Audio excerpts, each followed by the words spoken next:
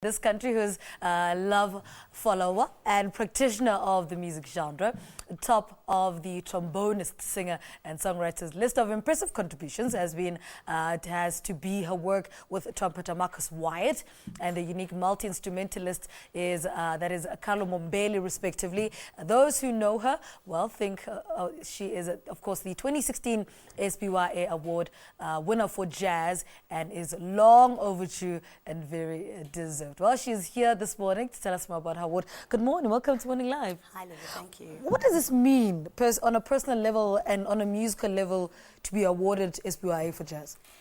Well, I guess, if anything, it's really a tremendous amount of recognition just within the genre itself and within the industry. I've been kind of performing on a professional level for over 13 years, so I started quite young. And so this is just basically a way, I guess, of in the sense of people just being able to say that they appreciate and they also recognize not only the talent, but also just the amount of hard work that's been put in over the last couple of years, you know. And I mean, we've spoken about the people that you've worked with, Carlo Mombelli, who's a giant on his own, Marcus Wyatt. I mean, what does that mean to you, having to work with such legends, and how have they shaped the musician that you are today? Well, I mean, I think that if it wasn't for their input, that, I wouldn't necessarily be in the position that I'm in today. And it was, from my side, it was just pure, just curiosity. I was very much, I wanted to be part of the jazz sort of world and the jazz dialogue that was happening in South Africa. And at that point, the only people I could look up to were my mentors. It was the Carlo Mombellis and the Winston Mangungus and the Themba Mkhises and the Zimqawanas. And so that was the only way that I felt it was possible to really try and actually just, so sort of like go in and see what does it really entail. And there was no way of kind of trying to find a long way around it. I just had to basically go straight to the mentors. And I believe that I have a voice of my own today as a result of that, and with regards to their input as well. What for you makes this jazz journey worth waking up for? Every morning you wake up and you say, you know what, let's do this jazz thing all over again. Well, I mean, I guess, for me, jazz is, it's part of music. It's music, but it really speaks quite deeply, really, to I guess, my side, where if I'm a composer, if I'm somebody, I have to draw some kind of inspiration. There are lots of different genres that are out there, but with jazz, you can really sort of lose yourself.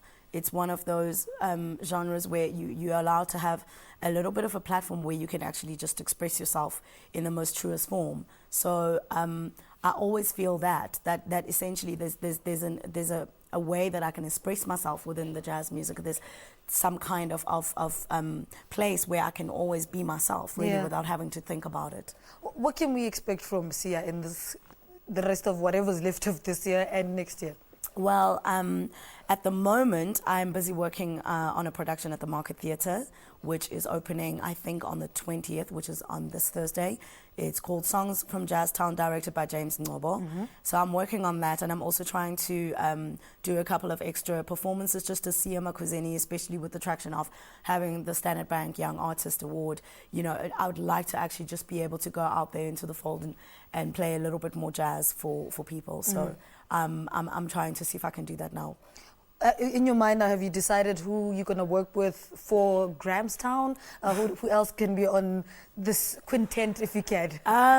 Yeah, that's quite a question, but it's definitely one. I think it needs a bit of thought, but I do have people in mind. I just don't know how realistic it would be. I think it's like grand ambitions, but I've been working with some people. For instance, just this year alone, I've been very lucky to work with Thandi Nduli and Benjamin Jefter, who I really admire, and I mean, I look up to them as much as they are a young artist. I really have so much pride, and I also look up to them in terms of what they've been able to do for jazz music. So I hope that I could be able to somehow fit them into the process. Well, we hope so too, in case you guys are listening. We're just putting it out there. Siya, thank you so much for talking to us, Siya Makuzeni, be it through the trombone, her voice, or her songwriting skills. She's most definitely capable of blowing a jazz lover away with her music. Makuzeni will reign next year as the SBYA for Jazz. Stay tuned to Morning Love to hear more from her music. Stay on the program. Remember the story that's